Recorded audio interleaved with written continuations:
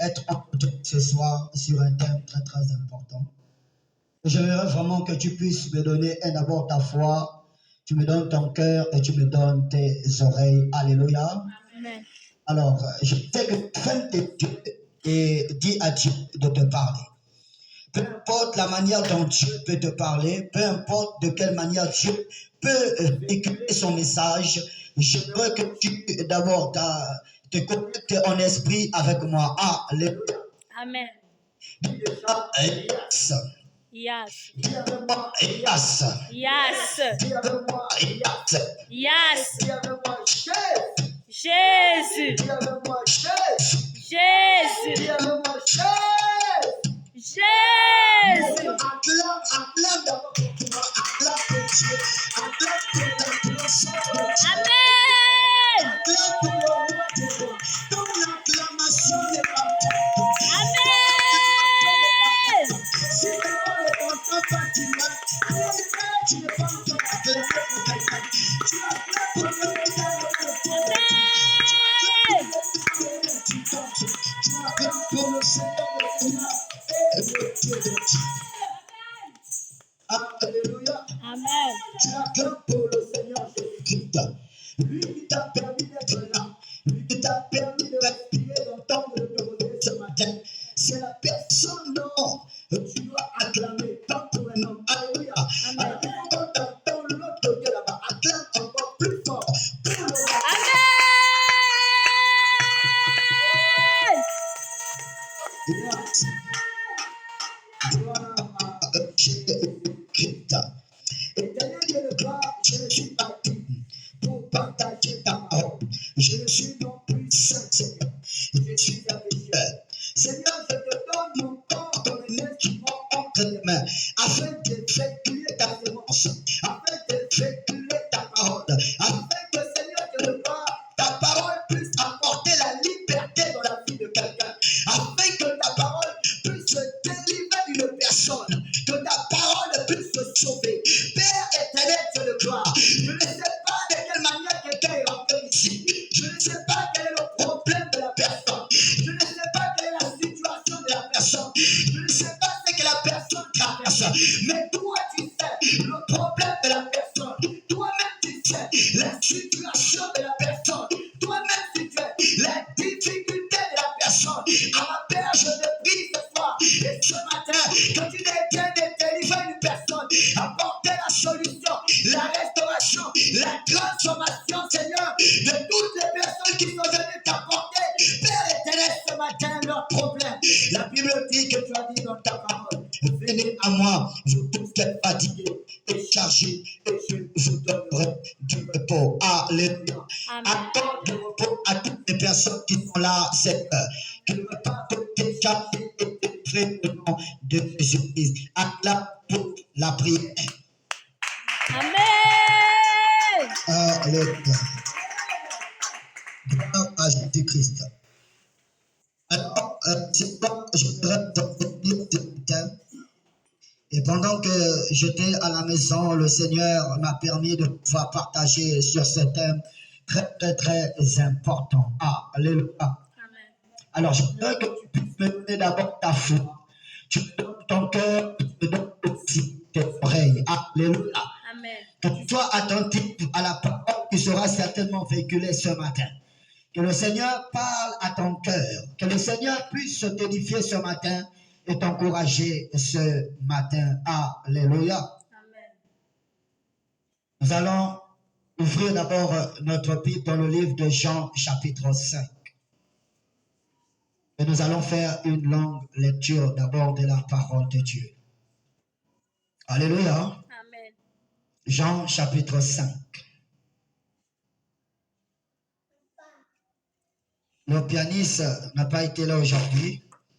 Et le plus souvent, j'ai tellement le goût lorsque je prêche la parole et qu'il y a l'instrumental. Alléluia. Amen. Ça me dérange beaucoup l'esprit. Quand il n'y a pas l'instrumental, en fait, je ne me sens pas à l'aise. Mais quand il y a l'instrumental, ça me donne le goût de prêcher. Ça me donne le goût de partager les oracles de Dieu. Alléluia. Amen.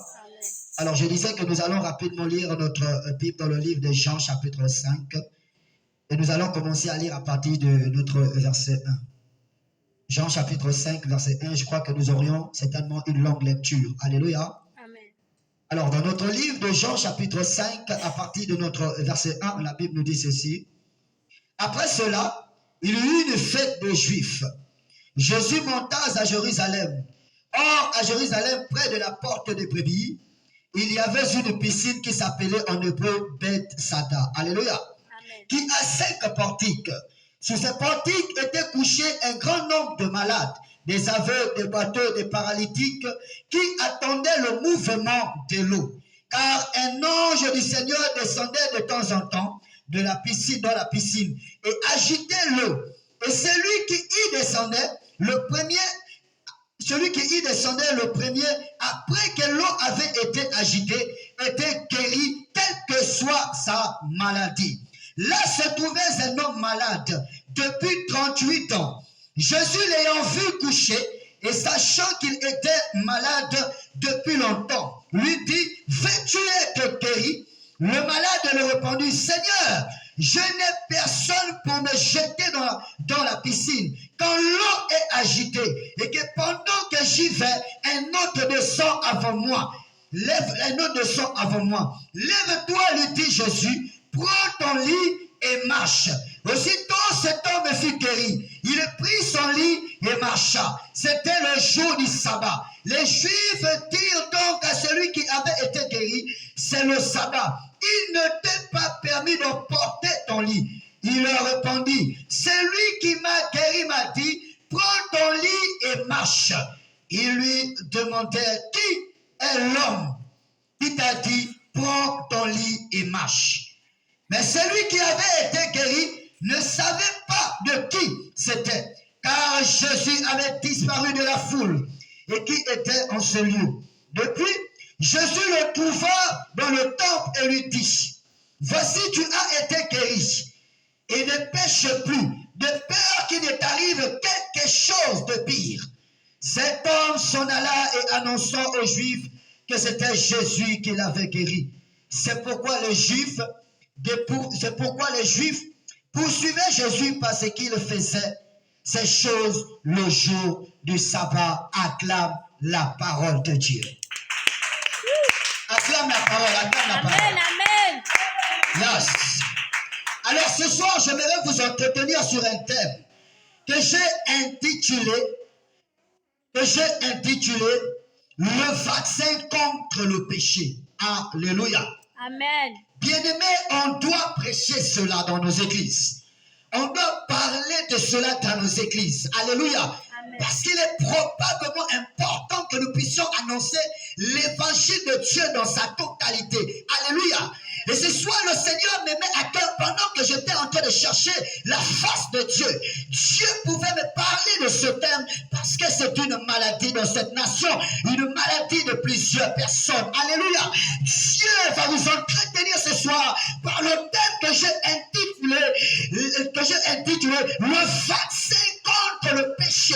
Alléluia. Tu peux commencer à répéter cela à la personne qui est à côté de toi. Le vaccin contre le péché. Nous allons être entretenus ce matin. Dis à la personne qui est à côté de toi, parle fort. Alléluia. Le vaccin contre le péché. Le vaccin contre le péché. Le vaccin contre le péché. Parle encore fort. Le vaccin contre le péché. Le vaccin contre le péché. Parle encore fort. Le vaccin contre le péché. Le vaccin contre le péché. Acclame la parole de Dieu. Il est plein de paradis de Vados. Le vaccin contre le péché. Bien-aimés frères et sœurs, il ne peut avoir un vaccin s'il n'y a pas une maladie. L'intervention du vaccin vient, c'est lorsqu'il y a la présence de la maladie. Alléluia. Amen. C'est la maladie qui fait en sorte qu'il puisse avoir un vaccin. Alléluia. Et ce soir, nous voulons traiter le problème de la maladie. Ce soir, nous voulons opérer le problème de la maladie. Mais quel type de maladie? C'est la maladie du péché. Alléluia. Lorsqu'il y a un péché, c'est que certainement, il y a une maladie. Et lorsqu'il y a une maladie, il y a forcément un virus. Chaque maladie incarne un virus. Alléluia. Chaque maladie incarne un virus. Car ce qui fait la valeur de la maladie, c'est le virus qui prend possession de cette maladie. Et c'est ce virus qui donne la maladie. Alléluia. Et le péché qui est la maladie aussi, on a un virus. Et le virus du péché est contagieux. Le virus du péché est contagieux. Pourquoi? Parce que le péché est contagieux. Alléluia. Amen. La Bible nous présente l'histoire de Adam. Et la Bible nous présente l'histoire de Ève. Et la Bible dit que lorsque Ève a mangé la pomme, la Bible dit, elle en a donné à son mari. Alléluia. Automatiquement, son mari a été contaminé. Automatiquement, son mari a été infecté par la contamination du péché, parce que le péché est contagieux. Bien-aimé, j'aimerais annoncer que le péché est contagieux. Le péché est contagieux. Raison pour laquelle, lorsque Ève a péché, elle a mangé la pomme, elle en a donné à son mari. Et lorsque son mari a mangé, la Bible dit toute la génération qui sortait de son mari avait été contaminée par le virus du péché. L'épidémie du péché. L'épidémie du péché est en train d'infecter l'humanité. L'épidémie du péché est en train de mettre le chaos sur la génération. L'épidémie du péché est en train de toucher. Et mon message, c'est le vaccin contre le péché. Car s'il y en a un péché qui est une maladie, c'est que pour avoir la solution, il faut avoir le remède. Pour avoir la solution, il faut avoir la solution. Et la solution ne viendra que par le vaccin. Et ce matin, le Seigneur aimerait vacciner quelqu'un pour sortir de la situation du péché. Alléluia. Amen. Pour sortir du problème du péché. Le péché est contagieux. Et qui s'assemble finira toujours par se ressembler. Lorsque tu marches avec une prostituée, même si tu n'es pas prostituée, tu finiras par être prostituée. Parce que le péché est contagieux. Si tu marches avec un voleur, même si tu ne voles pas, tu finiras un jour par voler, parce que le péché est contagieux. Si tu marches avec un menteur, même si toi tu n'as jamais menti, mais le fait que tu marches avec un menteur, un jour tu finiras par mentir. Le péché est contagieux. Qui s'assemble un jour finira par se ressembler. Dis-moi avec qui tu marches, je te dirai qui tu seras un jour. Je te dirai qui tu deviendras un jour, parce que le péché est contagieux. Plusieurs personnes se sont retrouvées dans certaines situations à cause de mauvaises compagnies, à cause des personnes qu'ils ont fréquentées, à cause des personnes qu'ils ont fait alliance, à cause des personnes qu'ils ont marché avec eux. Toi, tu n'as jamais connu les hommes, mais aujourd'hui, tu as connu les hommes par le canal d'une personne qui connaissait les hommes depuis longtemps. Et aujourd'hui, voici toi plongé dans le péché du sexe. Et c'est quelqu'un qui t'a ouvert la porte. Pourquoi? Qui s'assemble finit toujours par se ressembler. Le péché est contagieux. Et bien aimé, lorsqu'on parle de la maladie du péché, c'est que lorsqu'il y a une maladie, il doit forcément avoir un médecin qui est capable de traiter la maladie. Plusieurs personnes ont cherché à traiter la maladie du péché, mais n'ont pas trouvé la solution. Mais j'aimerais te dire qu'il y a une personne qui a cherché pour trouver l'épidémie du péché qui est en train d'infecter les gens, qui est en train de détruire les gens. Cette personne, la Bible présente comme le médecin. La Bible dit qu'il n'est pas venu pour ceux qui se portent bien. Tu es là dans la présence de Dieu. Je ne sais pas si tu te portes bien. Je ne sais pas ton problème. Si tu te portes bien, que tu ne te retrouves pas dans la maladie du péché, c'est bien pour toi. Mais si tu es dans un péché, ça c'est une chose, tu es malade. Et tu as besoin qu'on puisse traiter ce cas. Car Jésus-Christ est celui qui est le médecin qui nous a été envoyé pour traiter le cas du péché. Amen. Alléluia. Amen. Le vaccin du péché. Vous savez, ce genre de messages, plusieurs personnes n'aiment pas entendre ces messages. Ils aiment entendre lorsqu'on te dira que tu vas te marier. Ils aiment entendre lorsqu'on te dira tu vas voyager. Ils aiment entendre lorsqu'on te dira tu vas prospérer. Mais ça c'est une chose. Tu n'as pas besoin de Jésus pour voyager. Tu n'as pas besoin de Jésus pour te marier. Tu n'as pas besoin de Jésus pour avoir l'argent. Les païens sont les plus riches du monde. Déjà même le président c'est païen. Le maladie Gavado. Les divorces qui est le plus remarqué dans le monde, c'est le divorce de chrétiens. C'est qu'il faut que même dans le mariage, on ait échoué, même dans le travail, on ait échoué.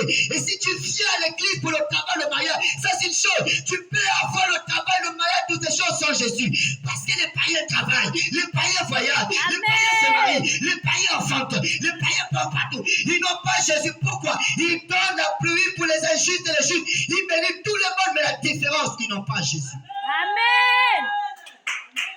Ils peuvent avoir le mariage, le travail, mais ils n'ont pas Jésus. Ne viens jamais à l'église pour ça. Viens à l'église d'abord pour ton âme. Il est probablement important d'écouter cela. Le monde est dans un chaos total du péché. Amen. Le péché est représenté comme la lèpre. La lèpre était l'une des maladies que lorsque tu avais atteint de cette maladie, tu étais vraiment écarté de la société. Tu étais écarté de certaines personnes, plusieurs personnes n'avaient pas la capacité de te fréquenter. Lorsque tu étais malade de la lèpre, même tes amis pouvaient t'abandonner, même tes frères pouvaient te laisser, parce que c'était une maladie contagieuse, une maladie qui se contamine. Et lorsqu'une personne avait atteint de la maladie de la lèpre, automatiquement cette personne vivait ce qu'on appelle la solitude. La personne était seule. La personne était resserrée. La personne n'avait pas la capacité de pouvoir parler avec elle, parler avec elle, parler avec elle, parler avec elle, parce que la personne se trouvait dans cette condition de maladie. Et ce qui est plus pire que l'endroit où même la personne s'asseyait. Lorsqu'une personne venait s'asseoir à cet endroit, cette personne était automatiquement infectée. Ce qui est encore pire, c'est que même la personne qui était malade de la lèpre, quand elle saluait quelqu'un et que la personne a salué, cette personne avait déjà atteint de cette maladie.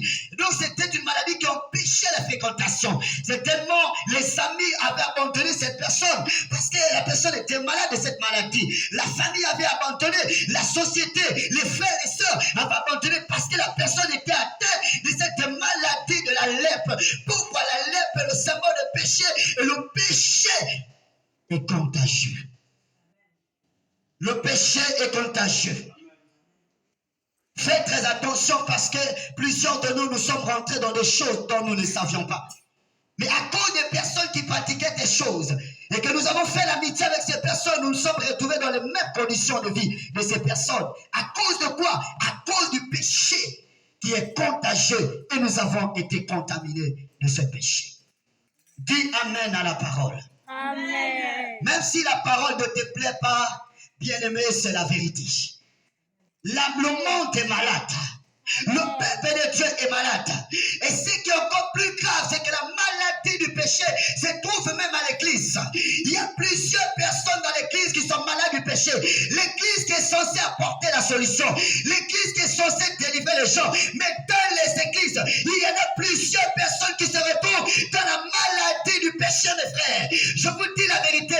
Plusieurs personnes sont infectées de cette maladie. Ils adorent Dieu, mais ils sont infectés par cette maladie. Ils prêchent la parole, mais ils sont infectés par cette maladie. Ils louent le Seigneur, mais ils sont infectés par cette maladie. Bien-aimé, c'est la vérité. Plusieurs personnes sont dans les églises, mais ils sont infectés par cette maladie. Cette maladie a affecté le monde. Cette maladie a touché des générations. Cette maladie a touché le peuple de Dieu. Et elle est rentrée jusqu'à l'église. Le péché de la maladie doit être guéri. Parce que Jésus a trouvé le remède pour la guérison. Et Jésus est le médecin. Il est le médecin. Ce matin, si tu as entendu cette prédication, par la foi, tu recevras ton vaccin. Le Seigneur te vaccinera. Le Seigneur te vaccinera. Il te vaccinera. Et te livrera de l'emprise du péché. Le vaccin contre le péché. J'aimerais rentrer maintenant en profondeur dans la révélation. Je ne suis que dans l'introduction.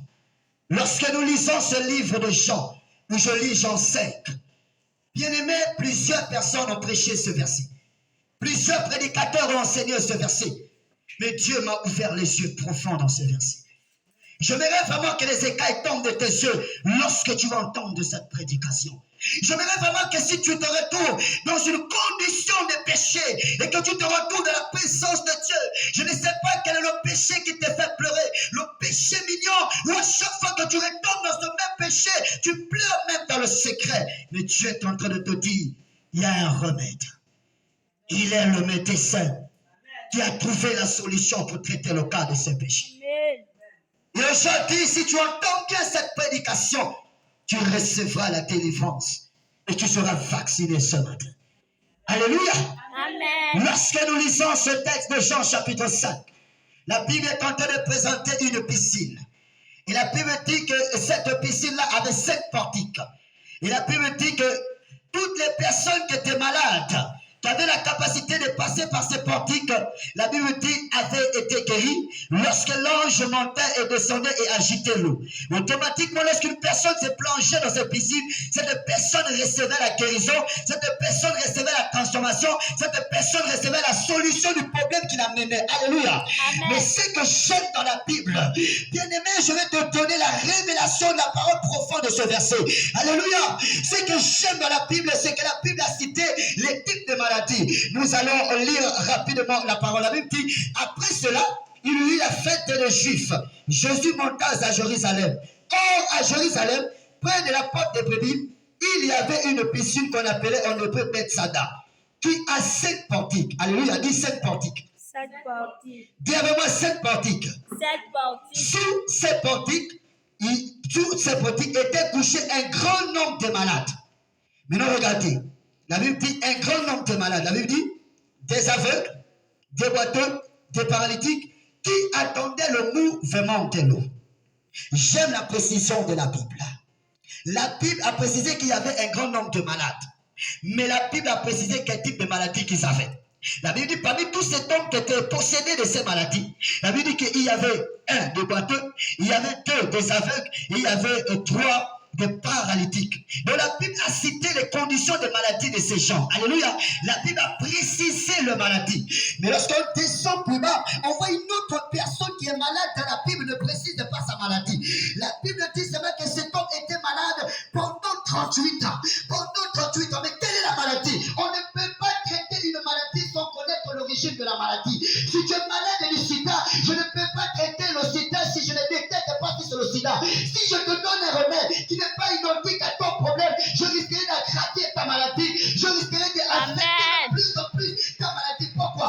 Alors le médecin doit faire tout le possible de chercher et examiner quelle est la maladie que cette personne souffre, quel est le problème que cette personne souffre. Lorsqu'il connaît maintenant la maladie, c'est ainsi qu'il peut te donner un traitement qui est identique à ta maladie. Alors là, la Bible est en train de préciser toutes les personnes qui devaient être plongées dans cette eau, mais la Bible a précisé leur maladie. Mais il y a un homme que la Bible n'a pas dit sa maladie. On dit Amen à la parole. Amen. J'apprécie avec les gens qui comprennent la parole. La Bible dit, car un ange descendait de temps en temps dans la piscine et agitait l'eau, et celui qui descendait le premier, après que l'eau avait été agitée, était guéri, quelle que soit sa maladie. Verset 5, la Bible dit ceci. Là se trouvait un homme malade depuis 38 ans. Est-ce qu'on a précisé sa maladie? Est-ce qu'on a donné sa maladie? Non. Mais la Bible a seulement dit que cet homme était malade pendant 38 ans. Cet homme aussi voulait être comme les autres. Alors il s'est jeté dans cette eau, mais il ne connaissait pas sa maladie. Tu vas aller te jeter dans une eau dont tu ne connais même pas l'origine ou bien ta maladie. Il était malade pendant 38 ans. Mais quelle était sa maladie? Alléluia. Amen. En profondeur dans la révélation. La première des choses dans cette parole, on doit savoir quelle est la piscine dont la Bible parle. La deuxième chose qu'on doit savoir, quelles sont les 5 portiques qui pouvaient apporter la guérison lorsqu'une personne passait par ces 5 portiques. La troisième des choses que nous devons savoir, quelle est l'eau qui devait être agitée pour que la personne qui s'est plongée dans cette eau devait être guérie. La quatrième chose que nous devons savoir, quel est cet ange qui montait et descendait et agitait de temps en temps l'eau pour que les personnes qui plongeaient dans cette eau devaient être guéries. 4 choses très importantes. Oh Rabacha, révélez des maladies qu'elle fasse. 4 choses. Bien aimé, c'est là où vient le centre de ce message. Plusieurs personnes ont prêché cela. Ils ont dit que cet homme-là, parce qu'il était seul, il avait besoin de quelqu'un pour aller se jeter. Oui, c'est peut-être bon, mais c'est l'authenticité, l'intensité de la révélation de cette parole. Alléluia. Je vais ouvrir tes yeux, te faire tomber les écailles pour que tu comprennes qu'est-ce que Jésus ministère. Alléluia. Amen. La piscine symbolise l'église. Les 5 portiques symbolisent les 5 ministères. L'eau symbolise l'onction. Et l'ange est celui qui canalise l'onction. Car chaque personne qui a l'onction, dans l'Ancien Testament, c'était les anges qui canalisaient l'onction. C'était les anges qui dirigeaient les hommes de Dieu, qui dirigeaient les prophètes, qui conduisaient les prophètes, qui orientaient les prophètes. C'était les anges. Voici pourquoi c'est l'ange qui donnait le mouvement à l'eau, qui était le symbole de l'onction. Amen. Je crois que je vais ce soir. Est-ce qu'il y a quelqu'un qui va entendre la parole? Bien-aimés frères et sœurs, la Bible dit, la piscine là symbolise l'église. L'église est une piscine qui a 5 portiques. Premier portique de l'église, c'est l'évangéliste. Deuxième, c'est le prophète. Troisième, c'est le pasteur. Quatrième, c'est l'apôtre. Cinquième, c'est le docteur. Alléluia. Amen. Toutes les personnes qui rentrent par la porte de cette portique reçoivent la guérison. C'est ça la prophétique de la révélation. Ça veut dire que pendant que là je suis un évangéliste, je fais partie d'une portique de la piscine de l'église. Ça veut dire que quand toi tu es batteur et que tu fais face à moi, automatiquement tu repasses sur toi avec la guérison. Amen. Tu viens chez moi, tu repasses sur toi avec la solution. Pourquoi? Je fais partie des portiques qui sont dans la piscine de l'église. Oh, il n'y a pas quelqu'un qui comprend quelque chose. J'ai la révélation de la parole.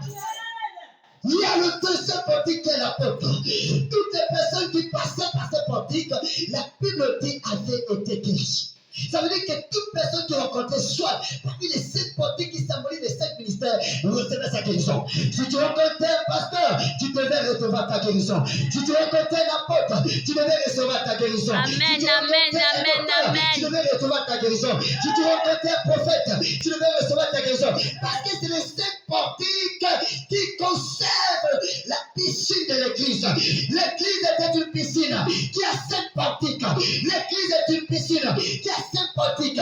C'est les 5 ministères. Bien-aimés frères et sœurs, peu importe l'homme qui est la portique qui se présente devant toi, viens avec ta situation. Ce qui est sûr, c'est que tu repartiras sauvé, tu repartiras délivré. Et la Bible a précisé toute forme de maladie que ces 5 portiques pouvaient accorder à toutes les personnes qui le rencontraient.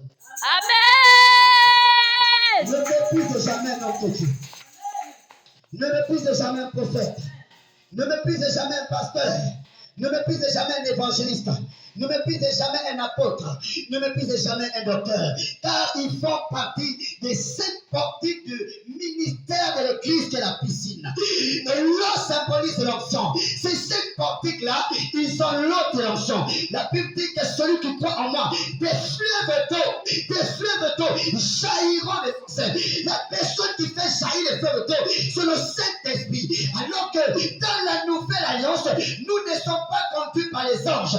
Dans la nouvelle alliance, l'homme est conduit par l'esprit. C'est dans l'ancienne alliance que c'était les anges qui conduisaient les prophètes, qui dirigeaient les prophètes. Mais dans la nouvelle alliance, l'ange prend maintenant la parole du Saint-Esprit. Et c'est le Saint-Esprit qui nous conduit.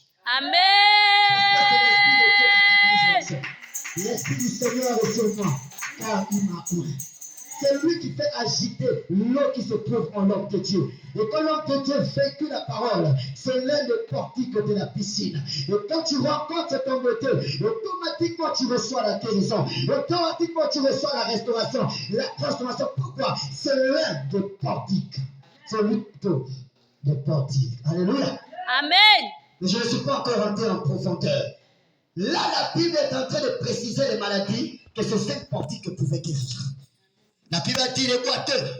La Bible dit les sourds. La Bible dit les aveugles, les paralytiques. Je vais m'ajouter les sourds, même les muets. Je vais ajouter toutes sortes de catégories de maladies que ces hommes-là ont subissaient, que ces hommes-là vivaient. Mais ces hommes-là pouvaient avoir la guérison, que s'ils avaient la capacité de rencontrer la piscine, qui est le symbole de l'église. La piscine, qui est le symbole de l'église. Et dans chaque piscine, il y en a un seul portique qui encadre la piscine. Ça peut être un évangéliste, ça peut être un docteur, ça peut être un prophète, ça peut être un apôtre, ça peut être un docteur. C'est les 5 portiques de la piscine de l'église. Et lorsque quelqu'un venait par l'une de ces portiques, plongeait dans l'eau de l'onction, automatiquement lorsqu'il sortait, pendant que le Saint-Esprit est en train d'agiter l'onction dans le corps de l'un ou bien de l'une des portiques, lorsque le Saint-Esprit agite l'onction et que la personne qui revient de là-bas rentre dans l'église de cet homme de Dieu, automatiquement il reçoit la guérison. guérison, il reçoit la délivrance, il reçoit la transformation. Pourquoi? Parce qu'il est le portique Amen. pour rejeter la guérison ou la transformation. J'aime la précision de la Bible. La Bible a cité toutes les maladies. Et je viens d'expliquer que dans l'Ancien Testament, les hommes étaient conduits par les anges. Mais dans le Nouveau Testament, les hommes ne sont plus conduits par les anges, mais sont conduits par l'Esprit de Dieu. Voici la preuve qui prouve cela. Lisons Exode chapitre 23. Exode chapitre 23. Lisons à partir du verset 20. J'aimerais lire. Voici ce que l'Éternel dit à Moïse. Voici, j'envoie mon ange devant toi pour te protéger en chemin et pour te faire arriver au lieu que j'ai préparé. Écoutez bien, j'envoie mon ange. Ça, c'est Dieu qui a envoyé son ange. L'ange était là pour marcher devant lui, pour le protéger dans le chemin où Dieu avait préparé pour lui, qui doit arriver. Alléluia. Amen. Verset 21, la Bible dit, tiens-toi là sur tes gardes en sa présence et écoute sa voix et ne lui résiste pas, parce qu'il ne pardonne pas vos péchés, car mon nom est en lui. Mais il écoutait sa voix et il dit, mais si tu écoutes sa voix et si tu fais tout ce que je te dirai, je serai l'ennemi de tes ennemis et l'adversaire de tes adversaires. Verset 23, j'aime la partie là. La Bible dit, mon ange marchera devant toi, il te conduira chez les Amoréens, les Héthiens, les Pharisiens, les Canadiens, les Séviens, les Sévisiens et les exterminera. Alléluia. Mon ange te conduira. Dans l'Ancien Testament, c'était les anges qui conduisaient les prophètes, qui conduisaient les hommes de Dieu. Mais dans la nouvelle alliance, la Bible dit, lorsque le consolateur sera venu, l'esprit de vérité, c'est maintenant lui qui sera le conducteur des hommes. Donc dans la nouvelle alliance, c'est l'esprit qui conduisait les hommes, c'est l'esprit qui dirige les hommes, c'est l'esprit qui oriente les hommes. Mais dans ce passage-là, dans ce passage-là, on était encore dans l'Ancien Testament. Parce que le Nouveau Testament n'est régularisé que par la mort. Parce que le testateur n'était pas encore mort, car le testament est rédigé, c'est lorsque le testateur meurt. Jésus n'était pas encore mort en ce temps. Donc on était encore dans l'Ancien Testament. Raison pour laquelle c'était encore l'ange qui pouvait agiter l'eau de l'Église, afin que les guérisons soient opérées. Les guérisons se sont faites par les 5 ministères qui symbolisent les 5 portiques. C'était encore l'ange qui faisait le mouvement. Parce que l'ange est capable de diriger. L'ange est capable d'opérer. L'ange, même celui qui fait les miracles. Dans le bateau de Moïse se trouvait l'ange. L'ange orienté dans l'Ancien Testament mal. Lorsque tu vois là, c'était lui qui agitait l'onction. Raison pour laquelle il y a cet homme de Dieu qui travaille avec les anges. Parce qu'il y a des anges qui travaillent, qui orientent, qui font ceci. C'est le mouvement qu'ils sont en train de faire. Descendre et monter. Agiter l'onction. Agiter l'onction. Agiter l'onction. Et pendant que l'homme de Dieu est en train d'opérer, il y a un ange qui est en train de distribuer les guérisons. Et donc, par l'eau de l'onction. Par l'eau de l'onction. Et toutes les personnes qui faisaient face à cette eau, qui est l'onction de Dieu, ne repartaient pas de la même manière. Étaient automatiquement guéris, sauvés, délivrés. Pourquoi? Parce que l'eau avait été agitée par l'ange. Mais ça, c'est l'Ancien Testament. Maintenant, que dit le Nouveau Testament? Là, nous avons vu que les hommes et les prophètes étaient conduits par les anges. Mais je disais que dans le Nouveau Testament, celui qui agite l'eau, c'est le Saint-Esprit. La Bible dit que celui qui croit des fleuves l'eau couleront de son sein. Il parle de cela, du Saint-Esprit qui devait venir. Pourquoi? Parce que c'est le Saint-Esprit qui agite l'onction en toi. C'est le Saint-Esprit qui fait bouillir l'onction en toi. C'est lui qui fait canaliser l'onction en toi. Raison pour laquelle Jésus a dit, le Saint-Esprit est sur moi car il m'a oint. Parce que c'est lui qui oint. Parce que c'est lui qui agite l'onction. Parce que c'est lui qui fait vibrer l'onction. Dans le Nouveau Testament, c'est le Saint-Esprit qui fait tout le travail. Amen. Oh Seigneur. Mais je suis en train de rentrer en profondeur. Lorsque nous voyons ce passage, la Bible a cité toutes les maladies, n'est-ce pas? Et la Bible a défini que toutes les personnes qui rencontraient les 5 portiques, que je dis que ces 5 ministères, avaient été guéries automatiquement de sa maladie. Mais la Bible nous présente un autre homme. Un homme dont on ne connaît pas l'origine de son problème. Mais la Bible dit qu'il était seulement malade pendant 38 ans. Voici où vient mon message. Cet homme-là, c'est qui? Quelle est ta maladie? On dit seulement 38 ans. Tu es malade pendant 38 ans. Mais quelle est ta maladie? La Bible n'a pas donné sa maladie. Mais lorsque nous lisons le passage en bas, après que Jésus l'a guéri, lorsque nous allons plus bas, plus bas, plus bas, qu'est-ce que Jésus dit à cet homme? Voici où sort le problème de cette personne. Alléluia. Amen. Dis, pousse la parole. Tu n'es pas avec moi ce soir. Acclame fort pour la parole. Pousse la parole. Non, je crois qu'il y a des gens qui n'aiment pas la parole. Je vous assure. Regardez, la Bible dit, aussitôt cet homme fut guéri, il prit son lit et marcha. On va lire à partir du verset 18 de Jean chapitre 5. À cause de cela, les Juifs le cherchaient. Non, on va dire verset 14 d'abord. Regardez ce que la Bible dit dans verset 14. Depuis, Jésus le trouva dans le temple et lui dit, voici, tu as été guéri, ne pêche plus, de peur qu'il ne t'arrive quelque chose de pire. Oh! Donc la maladie de cet homme, c'était quoi? Au péché. Waouh! Regardez la révélation. La maladie de cet homme dont la Bible n'a pas dit, c'était le péché. Cet homme s'est trouvé dans une maladie de péché pendant 38 ans. Et cet homme était le symbole du monde. Cet homme représentait le monde. Cet homme représentait l'humanité. Cet homme représentait la génération qui se retrouve dans un péché. En cet homme, il y avait Adam. En cet homme, il y avait moi. En cet homme, il y avait toutes les personnes qui sont là parce que depuis Adam, nous avons été conçus et nés dans le péché. Et cet homme était la représentation du monde, mais qui était dans l'emprise du péché, car le monde est malade de la maladie du péché. Mais la Bible dit que cet homme-là aussi voulait se jeter dans l'eau, mais il ne connaissait pas sa maladie. Alors que la Bible dit à la fin, quand Jésus le rencontra dans le temple, Jésus dit, va et ne pêche plus de peur que quelque chose de pire t'arrive. Et c'est ainsi que je comprends, dans la maladie de cet homme était le péché. Amen. Oh, je ne sais pas si je parle à quelqu'un. La maladie de cet homme était le péché. Maintenant, regardez, plusieurs personnes me disaient, parce qu'ils disaient à Jésus quand Jésus l'a rencontré, mais Seigneur, il n'y a personne pour m'amener et me jeter dans l'eau. Lorsque je vais aller pour me jeter, une autre personne prend ma place. Mais il n'a pas compris pourquoi Dieu ne permettra pas qu'il passe se jeter dans l'eau. Vous savez pourquoi? Parce que s'il partait se jeter dans l'eau, il ne devait pas recevoir la guérison. Même s'il se jetait dans l'eau, il ne devait pas recevoir la guérison. Le problème de cet homme était différent que les autres. Les autres, on a précisé leur maladie. Mais lui, on n'a pas précisé sa maladie. C'est à la fin que Jésus a révélé sa maladie. Et sa maladie, c'est le péché. Le remède du péché, c'est le pardon. Aucun ministère ne peut guérir cette maladie. S'il partait se plonger dans l'eau de l'évangéliste, il ne devait pas avoir la guérison. S'il partait se plonger dans l'eau du docteur, il ne devait pas avoir la guérison. S'il partait se plonger dans l'eau du prophète, il ne devait pas avoir la guérison. S'il partait se plonger dans l'eau de l'apôtre, l'eau du docteur, il ne devait pas avoir la guérison. Il devait rencontrer un homme qui a le pouvoir.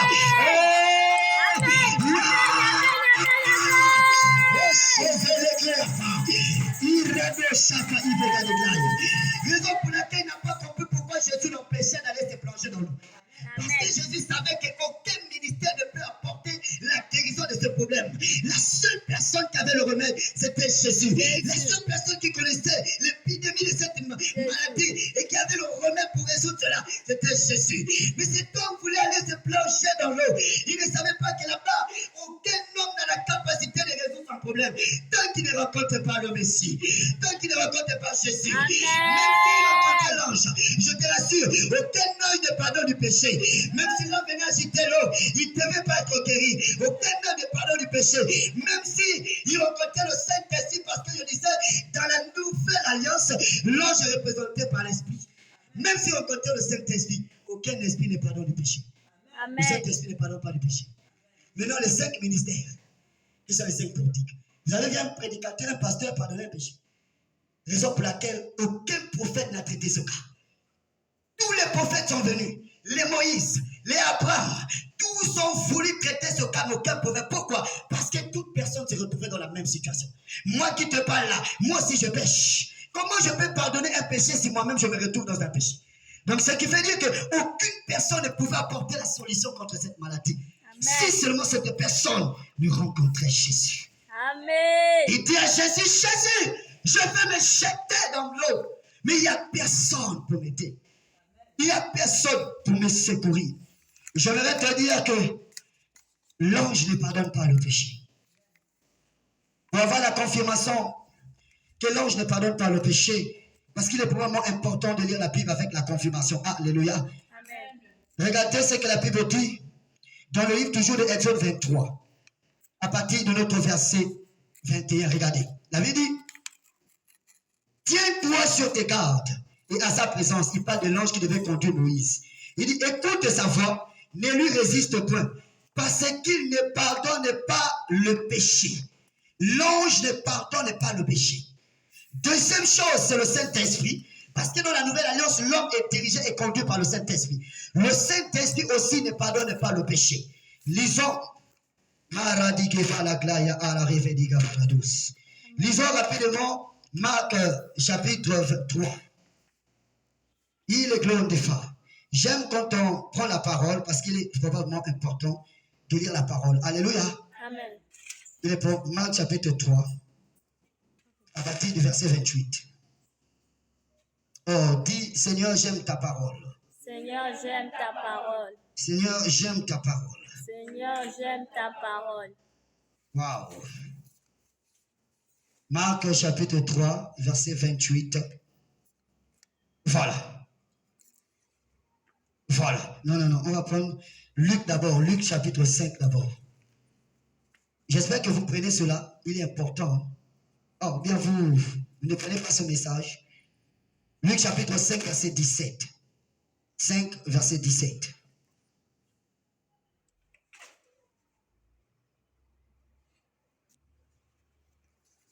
Oh, j'aime la parole. Les glos et par les gars. Marc, Luc. Je crois que j'ai mal classé ces références. Alléluia. Amen. Dis partage la parole. Partage la parole. Dis partage la parole. Partage la parole. Alors acclame déjà très fort. Acclame déjà très fort. Parce que la parole, je crois que c'est un peu délivrer une personne ce soir. Acclame la parole de Dieu. Voilà, on va lire à partir du verset 28 de Marc chapitre 3. Regardez, je disais que l'ange ne pardonne pas le péché, et je disais que le Saint-Esprit aussi ne pardonne pas le péché, parce que dans la Nouvelle Alliance, nous étions dirigés par le Saint-Esprit. Alléluia. Amen. Dans Marc chapitre 3, à partir du verset 28, la Bible nous dit ceci. Je vous le dis en vérité, et en vérité, tous les péchés seront pardonnés au Fils de l'homme, et les blasphèmes qu'ils auront proférés. Mais quiconque blasphémera contre le Saint-Esprit n'obtiendra jamais de pardon et il est coupable de péché éternel. Vous voyez, la Bible est en train de nous révéler que même l'Esprit de Dieu n'avait pas la capacité de pardonner le péché. Il dit toutes les personnes qui devaient commettre le péché et face au Fils de l'homme devaient être pardonnées. Mais quiconque avait l'erreur de commettre le péché contre le Saint-Esprit, la Bible dit que cette personne n'était pas pardonnée. Alléluia. Et nous voyons l'histoire de deux personnes, qui Ananias et Saphira. Pendant que Pierre est l'un, et l'une des portiques, car Pierre fait partie de la portique de l'apôtre. Parce que Pierre symbolisait la porte. Il était parmi les portiques qui sont dans les 5 portiques, qui sont dans les 5 plutôt ministères de l'église, qui est symbole de la piscine, car l'église c'est la piscine. Et Pierre était l'une des portiques, parce que Pierre était l'apôtre. Pendant que Pierre prêchait comme je prêche là, enseignait comme j'enseigne là, voici Ananias et sa femme sont allés vendre le terrain. Ils ont pris l'argent, ils ont caché, ils ont levé leur pas, pensaient qu'ils peuvent tromper Dieu. Ils pensaient qu'ils avaient face à Pierre. Pierre ne pardonne pas les péchés, et le Saint-Esprit aussi ne pardonne pas les péchés. Quand ils sont venus, ils sont montés devant Dieu. Mais il y a quelque chose qui s'est passé.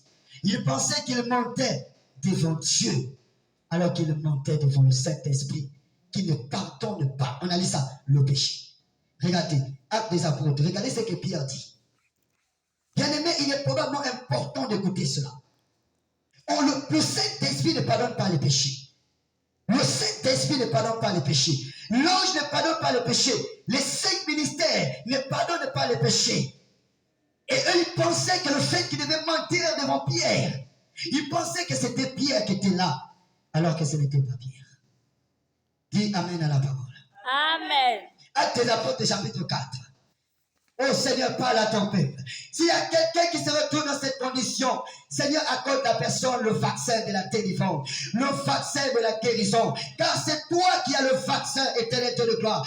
Acte chapitre 4, à partir de notre verset 2, la Bible dit, à partir de notre verset 2, mais content de ce qu'il enseignait le peuple et annonçait à les personnes Jésus ressuscité. Jésus, c'est ça, Acte chapitre 4, oui. 4, oui. 4. Ils mirent la main sur eux. Non, c'est pas ça. Acte. C'est ça. Oui. Voilà, Ananias, c'est acte. Excuse-moi, j'ai mal écrit la référence. Alléluia. Acte chapitre 5. Verset 1, la Bible dit, mais un homme nommé Ananias avec Saphira, sa femme, vendit une propriété et retint une partie du prix. La femme ne sachant pas, puis il apporta le reste et il le déposa aux pieds des apôtres. Pierre lui dit, Ananias, pourquoi Satan a-t-il rempli ton cœur au point où tu mens au Saint-Esprit et que tu aies retenu une partie du prix des champs? S'il avait été vendu, ne te restera-t-il pas? Et après qu'il eût été vendu, le prix n'était-il pas à la disposition, le prix n'était-il pas à ta disposition? Comment as-tu pu mettre dans ton cœur un pareil dessein? Ce n'est pas à des hommes que tu as menti, mais à Dieu. La Bible dit, à l'instant, Ananias a été frappé. Il était mort. La femme aussi est venue faire la même chose, pensant que c'était Pierre. Pierre et l'esprit qui est en Pierre ne pardonne pas les péchés, on a vu ça. Lorsque tu pêches contre le Saint-Esprit ne pardonne pas les péchés. Voici pourquoi cet homme qui était malade pendant 38 ans de péché, qui souffrait de la prise de péché, qui était malade, pensait que sa solution c'était vers les 5 ministères, pensait que sa solution c'était vers l'ange, pensait que sa solution c'était vers le Saint-Esprit. Mais non, l'ange ne pardonne pas le péché, le Saint-Esprit ne pardonne pas le péché. Les évangéliques, les docteurs, les prophètes, les apôtres et même les pasteurs ne pardonnent pas le péché. Pourquoi veux-tu aller te jeter dans l'eau sans connaître l'origine de ta maladie? Amen. Il cherchait à se jeter, il cherchait à se plonger, mais il ne savait pas que la solution et le remède de sa maladie, c'était le pardon. Bien-aimé, l'ange ne pardonne pas. Il avait besoin du pardon. Que Jésus le pardonne de ses 38 péchés. Et ce monde a besoin du pardon. L'Église a besoin du pardon. Les enfants de Dieu ont besoin du pardon. Parce qu'ils se retrouvent dans la prise du péché. Et bien-aimé, Jésus est le remède. Amen. Cet homme était malade, possédé de 38 péchés. Je ne sais pas dans quel péché tu te trouves. Peut-être tu te retrouves dans la publicité. Peut-être tu te retrouves dans la cigarette. Peut-être tu te retrouves dans le mensonge, dans la prostitution. Peut-être tu te retrouves dans un type de péché où tu tombes tout le temps dans le même péché, mais tu as envie de t'en sortir. Ce péché est devenu un péché mignon. Je suis en train de t'annoncer, en écoutant cette prédication, Jésus-Christ te vaccinera. Cette prédication est remplie d'un vaccin pour te libérer de ce péché, pour te délivrer de ce péché, pour te faire sortir de ce péché. Amen, amen, amen, amen, amen, amen. Amen. On a besoin d'être vacciné du pardon. Amen. Mais il voulait se plonger dans l'eau. Et Jésus-Christ dit non, c'est pas là-bas ton problème. Il fallait qu'il rencontre Jésus. Ce n'est pas cet homme qui est allé vers Jésus. Il était paralysé de 28 péchés car il n'avait pas la capacité d'aller vers Jésus. Et je disais que cet homme était le symbole du monde. Le monde ne pouvait pas aller vers Jésus parce que le monde n'avait pas la force. Ils avaient désobéi à Dieu. Ils avaient péché contre Dieu. Mais c'était Jésus qui devait quitter la terre pour aller vers sa création et sa créature afin de les accorder la liberté. Raison pour laquelle cet homme n'est pas venu vers Jésus. Mais c'est Jésus qui est allé vers lui pour l'apporter la guérison, pour lui donner le remède qui était le pardon. Le monde entier est infecté par le virus du péché. L'église même aussi est infectée aussi par le virus du péché. Mais Jésus-Christ est le médecin par excellence. Il n'est pas venu pour ceux qui se portent bien, mais il est venu pour les malades. Je ne sais pas quelle est ta maladie du péché dont tu te trouves, mais Jésus-Christ apportera la guérison par le remède du pardon. Amen. Et cet homme en avait besoin. Il voulait se jeter dans l'eau. Mais à chaque fois qu'il partait, une autre personne se mettait à sa place. C'est Jésus qui faisait ça. Quand Jésus l'a rencontré sur le chemin, Jésus lui dit, mon fils, ton problème, si tu vas te jeter dans l'eau, tu ne trouveras pas la guérison. Parce que là-bas, on a cité le type de maladie, que ces 5 portiques peuvent guérir. Là-bas, on a cité les boiteux. Est-ce que tu es boiteux? Là-bas, on a cité les aveugles. Tu es aveugle? Là-bas, on a cité le paralytique. Tu es paralytique? Toi, ton problème, c'est la maladie du péché. Aucune de ces portiques ne peuvent guérir cette maladie. Tu penses qu'un évangéliste peut te guérir du péché? Il y avait des prophètes depuis longtemps. Ils n'ont pas pu résoudre cette affaire. La Bible dit qu'ils étaient des souverains sacrificateurs qui apportaient le pardon au peuple. Ils tuaient un agneau, ils prenaient le sang, ils aspergeaient au peuple, le peuple était pardonné. Mais eux-mêmes aussi, les sacrificateurs, faisaient aussi le même sacrifice pour leurs propres péchés. Ça veut dire que tous les prophètes, les pasteurs dans l'ancien temps, eux-mêmes commettaient le péché. Mais la personne qui pouvait résoudre cela, c'est celui qui est allé à la médecine, celui qui n'a jamais péché, qui n'a jamais subi de cette maladie. C'était Jésus. Et Jésus s'approche de cet homme et lui dit, que veux-tu? Il dit, Seigneur, je veux me jeter dans l'eau afin de te guérir. Jésus dit, non, la solution, c'est pas là-bas. Parce que là-bas, ils ne peuvent pas t'apporter la transformation et la guérison. Tu as besoin du pardon de Jésus. Tu as besoin de mon pardon. Amen, amen, amen, amen, amen. Jésus. Parce qu'il y a la perversité dans l'église. Il y a le péché dans l'église. Il y a le péché. Même dans le monde, il y a le péché. Amen. La génération aujourd'hui plongée dans le péché. Et cet homme avait besoin du pardon. Mais regardez une chose. Le problème, c'est que cet homme cherchait la guérison, mais ne cherchait pas celui qui guérit. Parce que quand Jésus est venu, il a dit, prends ton lit, va, tu es guéri. La Bible nous dit quelque chose de très important. Il y a des pharisiens qui sont venus dire, qui t'a demandé de prendre ton lit et qui t'a guéri? Il dit, l'homme qui m'a seulement dit, prends ton lit et pars. Il ne connaissait pas Jésus. Pourquoi? Lui, pour lui, son importance, c'est tirer vers les 5 ministères. Lui, pour lui, son importance, c'est tirer vers l'eau de la piscine. Donc, pour rencontrer Jésus, c'est pas un problème. Remarquez bien que là, il avait 5 portiques. Et c'est une piscine, il y avait l'ange qui agitait. Mais il y avait 2 ministères qui opéraient. Le ministère de Jésus, qui guérissait cet homme, il y avait encore l'autre ministère qui travaillait là-bas. Les anges. Oh, là, il y a une contradiction déjà. Cet homme voulait la guérison, mais il y a une autre guérison qui se retrouve là-bas. Mais Jésus aussi. Jésus, c'est comment il y a une contradiction. Comment les autres guérissent là-bas, et toi qui es censé apporter la guérison de toute l'humanité, toi aussi tu donnes ton ministère à te les guérir. Mais cet homme-là voulait aller là-bas, parce qu'il pensait que c'était là-bas sa solution. C'est ça le problème de l'Église. Le problème de l'Église, c'est que plusieurs personnes vont vers les 5 ministères, mais on ne les amène pas vers Jésus. Amen. On t'amène vers un évangéliste, mais l'évangéliste ne peut pas résoudre ton problème. On doit t'amener vers Jésus. On t'amène vers un docteur, le docteur ne peut pas résoudre ton problème. On doit t'amener vers Jésus. On t'amène vers un apôtre, l'apôtre ne peut pas résoudre ton problème. On doit t'amener vers Jésus. On t'amène vers le docteur ne peut pas régler ton problème. On doit amener les gens vers Jésus. Cet homme avait le regard vers la piscine, mais ils ont rencontré Jésus, ne l'a pas connu. Il y a plusieurs personnes qui connaissent les hommes de Dieu, plusieurs personnes qui connaissent les pasteurs, les évangélistes, les docteurs, mais ne connaissent pas Dieu. Ils ne cherchent pas à rencontrer Dieu, mais ils ont rencontré les hommes de Dieu. Ils ne cherchent pas à rencontrer Dieu, mais ils ont rencontré les prophètes. Ils ne cherchent bien aimé, il est probablement important de rencontrer le Seigneur. Car le Seigneur peut t'apporter la solution, mais tu ignores que c'est lui qui te l'a apporté. Il est parti, il cherchait que là-bas. Et plusieurs hommes de Dieu nous amènent les gens vers nous. On amène les gens vers nous et toute personne qui part à l'église, ils se retrouvent dans le péché, pas confesser au pasteur. Mais le pasteur, maman, le pasteur, depuis que tu as confessé, est-ce que tu es sorti sur la même situation? Non, ce n'est pas le pasteur qui pardonne. Et plusieurs personnes vont confesser leur péché auprès des hommes de Dieu, des pasteurs, mais ils ne sont pas délivrés. Parce qu'ils ont ignoré Jésus. On n'amène pas quelqu'un vers l'homme de Dieu, mais qu'on vous amène vers Jésus. Je vous dis la vérité. Cet homme voyait les 5 ministères. Cet homme voyait la piscine. Mais Jésus l'a rencontré, il a ignoré Jésus. Il n'a même pas connu Jésus. Il ne savait même pas qui était Jésus. Alors que Jésus a apporté la solution. La Bible dit qu'après Jésus est allé le rencontrer dans le temple. Quand Jésus le prend dans le temple, c'est là où Jésus dit, hey, va et ne pêche pas. La Bible dit, c'est à partir de là qu'il a su que c'était Jésus. Et c'est là où il a dit, l'homme qui m'a guéri, c'était Jésus que vous persécutez.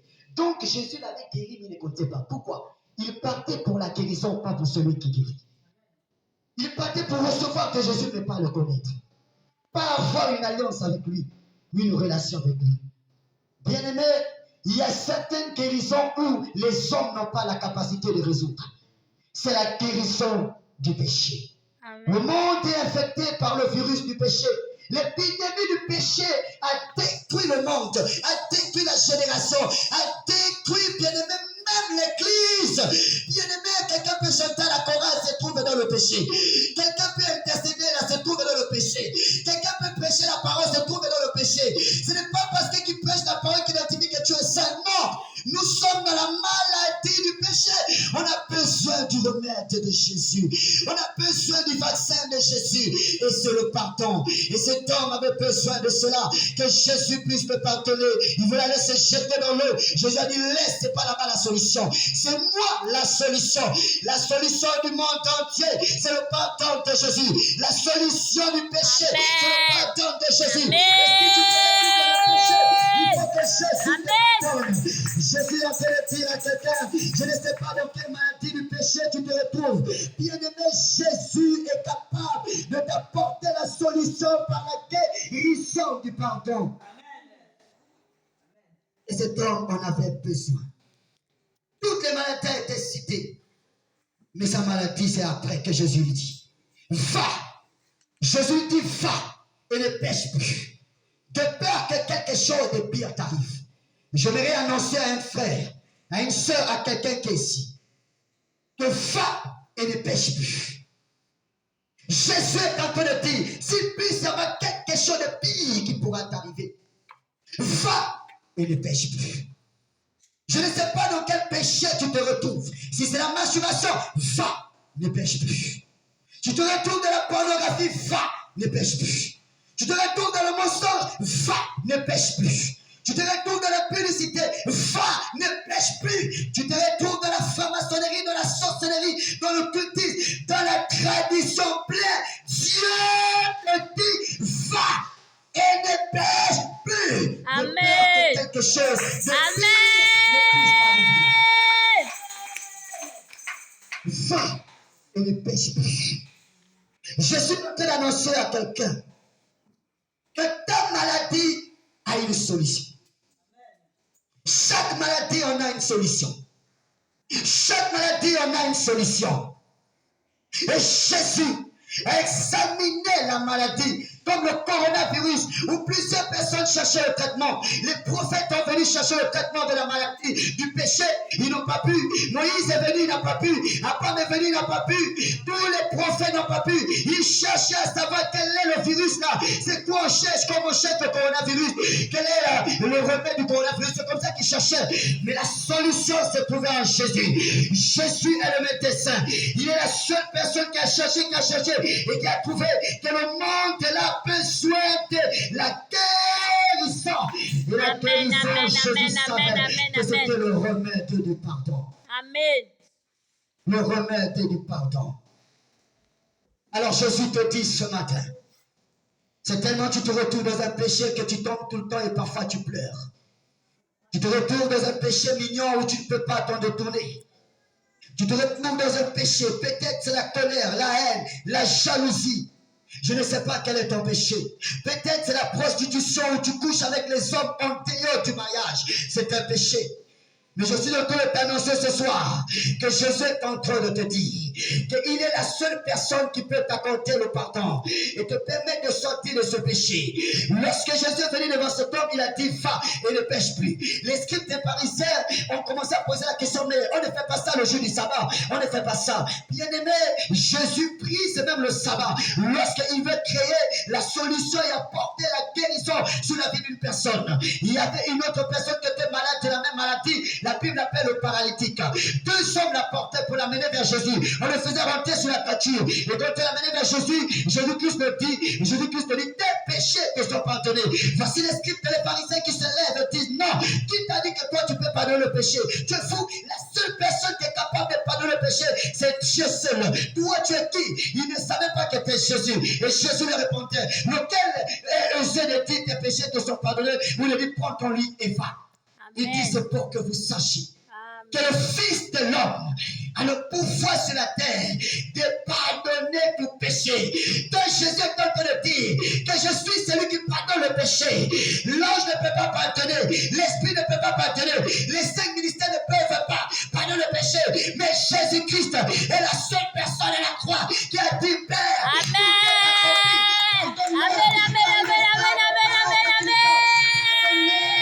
car il ne savait pas, il est la seule personne qui a dit cela. Pardonne-leur. Il est la seule personne qui a porté la guérison du péché. Le remède du péché, c'est Jésus. J'aimerais amener ton cœur vers Jésus. Pour te dire, Jésus te dit ce matin, va et ne pêche plus. Amen. De peur que quelque chose de pire t'arrive. Va et ne pêche plus. Va et ne pêche plus. Va et ne pêche plus. Vous savez, à chaque fois que Jésus-Christ se guérissait les gens qui étaient malades du péché, il dit toujours, tes péchés te sont pardonnés. Mais Jésus, normalement tu dois imposer les mains. Normalement tu dois prier. On guérit quelqu'un par l'imposition des mains ou par la prière. Mais va ne pêche plus. Pourquoi? Il présentait la repentance. Parce que bien aimé, je peux guérir ta maladie, mais sans guérir la maladie du péché. Lorsque je guéris ta maladie, sans guérir la maladie du péché, je ne fais rien. Parce que la même maladie reviendra toujours par la porte du péché. Un exemple, quelqu'un qui est malade de sida, si le pasteur n'est pas censé, n'a pas la révélation de Dieu, et pense guérir le sida, il t'a tué.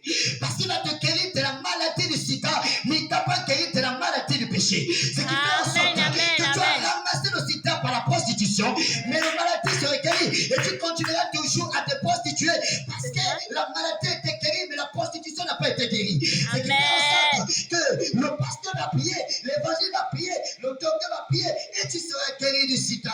Mais après quelques temps, puisque la porte et que la véritable maladie n'est pas fermée, c'est celle du péché, tu vas te retrouver en train de recoucher avec les hommes, et la même maladie va revenir. Raison pour laquelle Jésus-Christ présentait la repentance. Pour fermer d'abord la porte du péché avant de guérir la maladie. Amen. Ce qui fait en sorte que lorsque la porte du péché est fermée, la maladie n'a plus de puissance. La maladie n'a plus de force. La maladie n'a plus d'autorité. Pourquoi? Parce que la maladie ne vient que par la porte du péché. Jésus-Christ dit, tes péchés te sont pardonnés en sorte. Réponds-toi d'abord du péché. Ferme d'abord la porte du péché. Parce que la maladie là ne vient que par la porte du péché. Amen. Tes péchés te sont pardonnés. Il présente d'abord la repentance. Pour permettre à celui qui se retrouve dans la condition du péché de se repentir d'abord. Et une personne qui était malade du sida, on commence à le présenter le péché. Que l'impudicité n'est pas bon. La prostitution n'est pas bon. Les hommes ne sont pas bons. Tu as attrapé le sida, c'est parce que tu as couché avec beaucoup de hommes, n'est-ce pas? N'est-ce pas? C'est ça que tu as attrapé le sida. Mais maintenant, où est venu le sida? C'est pas les hommes. Mais comment je vais te guérir? Et que je ne vienne pas à la porte de ces hommes. Lorsqu'on la prêche, et tout d'un coup, on commence à se détourner de ces hommes. Un jour, elle constate qu'elle était guérie. Elle n'a plus le désir des hommes, les passions des hommes. Elle attend seulement son mari pour se marier. Bien aimé, la maladie ne reviendra pas. Pourquoi? La porte du péché où le sida est entré vient d'être fermée. Amen. Vient d'être fermée. Et c'est ainsi qu'on voit plusieurs personnes dans l'église. Quand on guérit tes maladies, et les mêmes maladies reviennent. Pourquoi? On a guéri la maladie, mais on n'a pas guéri la véritable maladie qui est le péché. Ce qui fait en sorte que tu te retrouves dans la même maladie. On a prié pour toi. Mais comment la même maladie revient? Mais tu ignorais que la maladie est rentrée par la porte là, du péché. Bien aimé, ce genre de message, c'est le message profond. Quand tu reçois ça, même quand tu pars à la maison, toi-même tu sens que le message là, oui, ça m'a touché. Et quand tu rentres à la maison, tu sens que c'est vrai. Ce que je dois faire, c'est va et ne pêche plus jamais. Arrête le péché. Jésus-Christ a dit à Caïn, Caïn, le péché se couche devant ta porte. Ce que j'aime, c'est qu'il était couché, mais le péché n'était pas encore entré. Il y avait la porte.